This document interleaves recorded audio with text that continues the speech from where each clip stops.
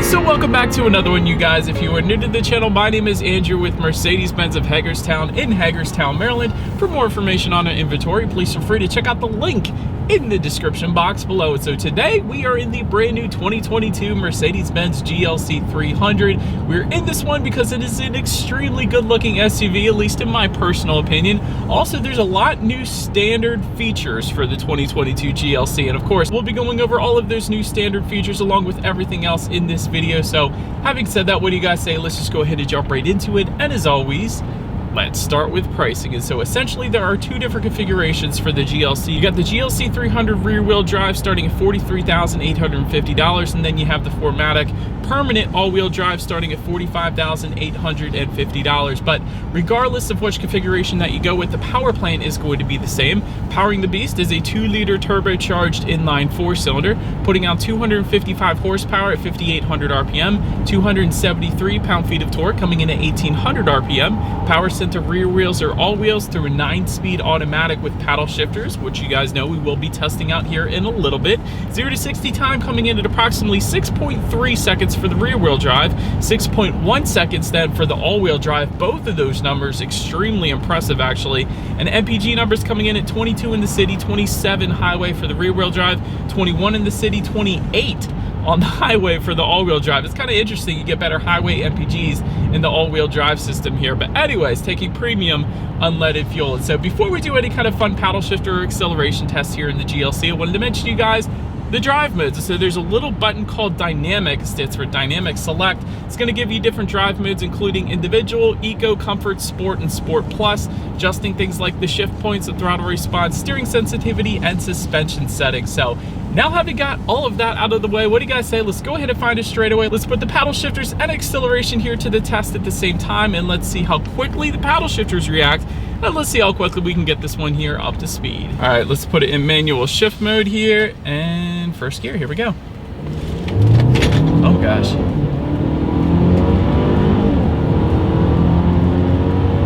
Okay, two things. It's dang freakishly quick for an SUV, I'll say that. Definitely not gonna have any issues with merging onto the highway. That was wonderful. And second thing, paddle shifters, I feel like they're always quick in Mercedes-Benz, don't get me wrong, but they're a little bit quicker in maybe some of their cars and a lot of other vehicles. I feel like there was a little bit of a delay to the paddle shifters. It's not that bad. It's not like everyone's gonna be using the paddle shifters in an SUV anyway, so quite honestly, I'm not sure it really matters all that much, but I will say that acceleration, that was a beast of an acceleration, man. That was fun. Anyways, to go along with that acceleration, as always, braking is equally important. So up front, you will find 13.5-inch ventilated front discs. In the back, 12.6-inch solid rear discs. As far as that 60-0 stopping distance goes, it is going to come in at a very impressive 110 feet. Having said that, braking feel has been perfectly fine in my short test drive here today, so definitely no issues when it comes to the braking. Touching on suspension and handling, up front, you're going to get an independent 4-link front suspension. In the back, independent 5-arm multi-link rear suspension. As far as ride quality goes, again, it's been perfectly fine. Definitely no issues with the GLC soaking up Hagerstown's road imperfections here, so I'm definitely digging that. As far as steering feel goes, it is a very noticeable adjustment depending upon which drive mode that you put it in. And again, the individual driving mode actually allows you to tailor the settings to your own liking. So I would probably put it in that personally, because I like the heavier steering feel that sport mode gives, but then I don't necessarily need that crazy acceleration that sport mode gives all the time. So I would probably leave in a regular acceleration, but heavier steering feel in that individual driving mode. So that's what I personally would do, but I do love the steering feel in the sport driving mode, I'll say that. As far as cabin noise goes, I do have the air on right now, but quite honestly, we're going 60 miles per hour, and it's a pretty quiet cabin, I gotta be honest. I guess it's to be expected since we're in a Mercedes after all, but it is noticeably quieter than some of the other SUVs that I've recently tested. So well done, Mercedes-Benz, for that. Then touching on visibility, I can see 100% perfectly fine out the back, and typically with a kind of somewhat smaller SUV like the GLC, really shouldn't have any issues there. So that is 100% on point. Rain sensing windshield wipers also come standard on the GLC. Gotta love that. Essentially what that is whenever this thing detects any kind of mist or rainfall, it's gonna automatically turn on these windshield wipers for you. So that's just one less thing you gotta worry about, kind of like automatic headlights. And there's an optional head-up display available for an additional $1,100 if you wanted to go that route. It's going to project your speed, speed limit, and safety features onto your windshield in case you wanted to have a little added visibility there. But that pretty much rounds out the performance segment of this review, guys. Let's now go ahead and take a look at the exterior of our brand new 2022 Mercedes-Benz GLC 300. All right, you guys, here she is, the new 2022 Mercedes-Benz GLC 300, finished in polar white, in case anyone was curious of our exterior color name. But let's go ahead and start up front on this one here. Dual horizontal aluminum trim accents through that front grille. That is going to be the standard configuration, but we don't have that today, and here's why. We actually have the AMG line package. It goes for $1,950. That gives you the traditional diamond block front grille, which looks dang good, but that is what you guys are currently looking at right now, of course. Also, we have another option. In the middle of it all, we have the illuminated star. That is a $500 option if you wanted to go that route. That looks dang good at night. I always notice that when I'm driving at night and I'm passing a Mercedes. Not all of them have it, but the ones that do, you can definitely notice it. It's pretty darn cool. But aluminum trim then found on the lower portion of that front bumper, unless you go with the AMG line package, and then it's going to be gloss black. To the sides, LED headlights with LED daytime running lights. It comes with the automatic feature, meaning when it starts to get dark at night, those headlights will turn on automatically for you then. But then one of the newly standard features for the 2022 GLC is going to be automatic high beams, meaning when it senses a vehicle coming in the opposite direction, it's going to dim those high beams back to low beams. Then when that vehicle is gone, it's going to automatically bump it back up to high beams. So again, one less thing you got to worry about. But that pretty much rounds out the front end of this one. Let's now go ahead and make our way to the side of the GLC. All right, so now since we are around to the side, satin aluminum roof rails do come standard. However, again, the AMG line package is going to turn that into gloss black, and that's going to be pretty much the universal theme for everything that I'm going to say when it comes to the exterior, at least. Satin chrome window surrounds, unless it's the AMG line, then it's gloss black. Rear privacy glass does come standard across the board. Taking a look at the side mirrors, they are body colored power adjustable side mirrors. They will be heated with LED integrated turn signals coming standard, and blind spot warning indicators as well, which is always a good thing. Taking a look down at the wheel configurations, 18-inch 5-spoke alloys is going to be the standard setup. 19-inch AMG twin 5-spoke alloys is currently the configuration that you guys are looking at right now, and that of course comes with the AMG line package. And then there are actually plenty of 19-inch and 20-inch wheel designs that are going to be available for some added personalization as well. But now let's go ahead and make our way to the back of this one. But now since we are around to the back, rear spoiler with an integrated brake light does come standard. Just below that, rear window wiper, LED taillights coming standard across the board as well. You do have the 4MATIC badging if the particular GLC that you end up going with is equipped. That's the all-wheel drive system, of course.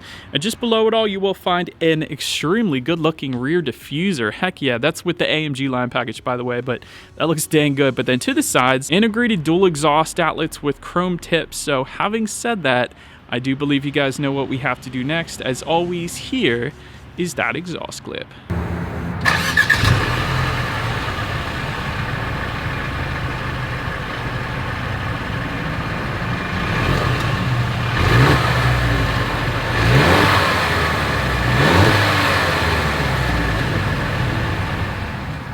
But now since we are around to the back of the GLC, when it comes to opening that rear tailgate, it is a power tailgate that does come standard for all trim levels across the board. There's actually a button on the key fob. There's also a button on the driver's side door and a button on the tailgate itself, of course, as well. But once opened up, cargo capacity comes in at 19.4 cubic feet behind that second row.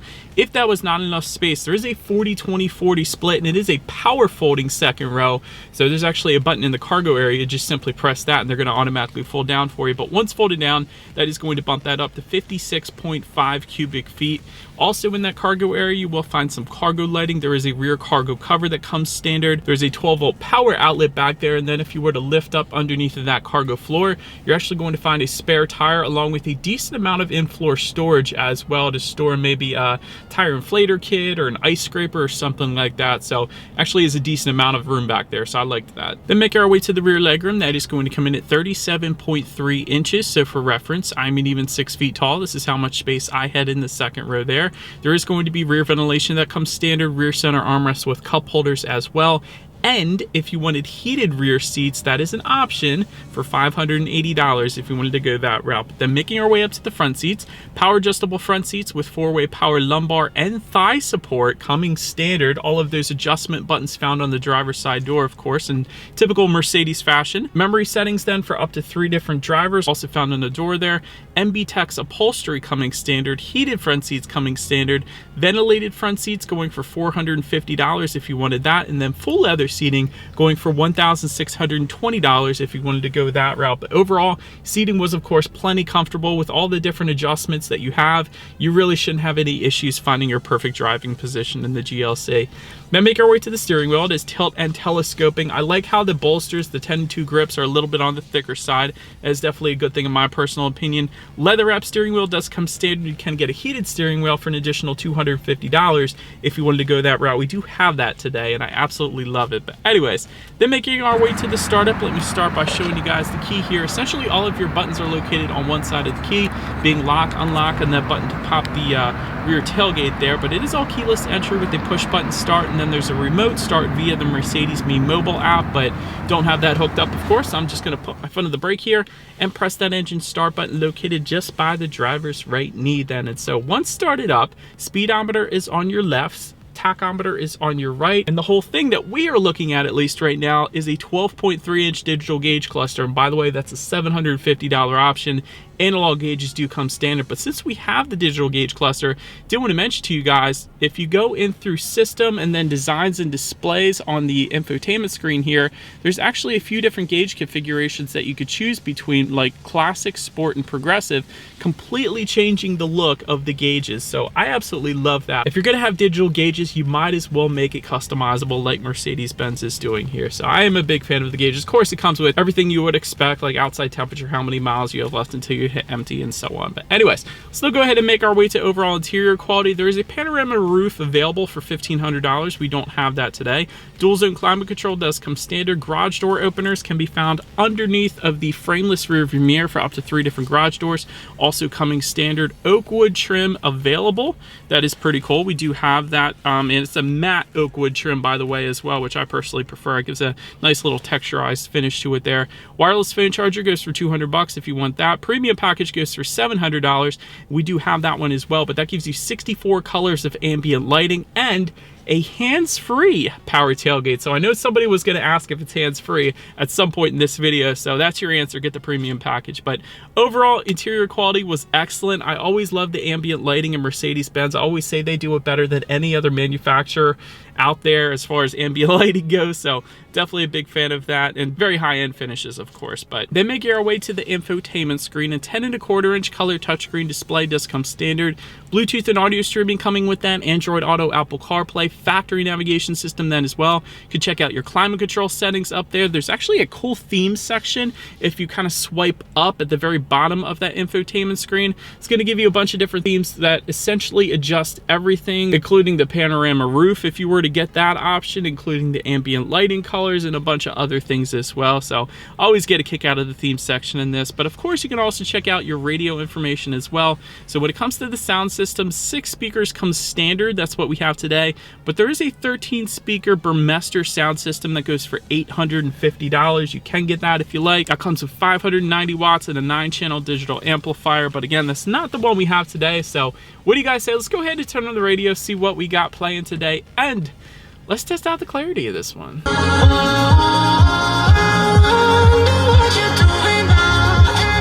Alright, gotta be honest you guys, I've said this in so many of my videos. I test so many 6-speaker sound systems. I've probably tested over 500 sound systems at this point. For 6 speakers, that's pretty darn good. There was a decent amount of bass. Clarity was pretty alright as well. I mean, it's definitely not gonna be as good as the Burmester, but like I said, for 6 speakers, I personally would be fine with that. That was a pretty good sound system, if I'm being honest. But last thing I wanted to mention to you guys on the infotainment screen, of course, is when you do put this thing in reverse, you will find a rear view camera coming standard across the board. There is a surround view monitor available that goes for $600 if you wanted to go that route. And as always, that is going to lead us into safety. And so to start, the GLC is an IIHS top safety pick, which is excellent. Front side curtain airbags do come standard. Driver's knee airbag up front as well. In the back, you're going to have latch, aka lower anchors and tethers for children for the rear car seats, rear child door locks, tire pressure monitoring system, but also coming standard, Mercedes-Benz emergency call service, meaning if you get into an accident, they're going to automatically call you, see if you need an ambulance or the police or anything else, which I love. Blind spot assist with rear cross traffic alert, attention monitoring system, crosswind assist, which is something I still haven't seen on any other manufacturer. Correct me if I'm wrong in the comments, but kind of prevents you from swaying into the other lane when it's super windy out, so I love that feature. Parktronic with active parking assist as well. Then if you were to go with the driver assistance package, it goes for $1,700. That is going to give you adaptive cruise control, active steering assist, evasive steering assist, active brake assist with cross traffic function, automatic emergency braking, speed limit assist, lane keep assist, lane change assist, and route-based speed adaptation as well. So overall, when it comes to my final thoughts here, excellent styling, very quick acceleration. Honestly, I was impressed when it comes to the acceleration, a lot quicker than I thought it was going to be. Great braking as well. 60 to 0 and 110 feet is like sports car good, honestly. That's excellent. The best ambient lighting of any other manufacturer, in my personal opinion. And so, but that is about it for this one, you guys. Thank you so much for watching. Feel free to follow Mercedes-Benz of Hagerstown on Twitter and Instagram and all that fun stuff at the bottom of the screen. Be sure to hit the subscribe and the bell notification button if you're into new car reviews and everything else that goes on at the dealership. We do appreciate you guys watching more than you know, and we will see you guys all in the next video. Bye.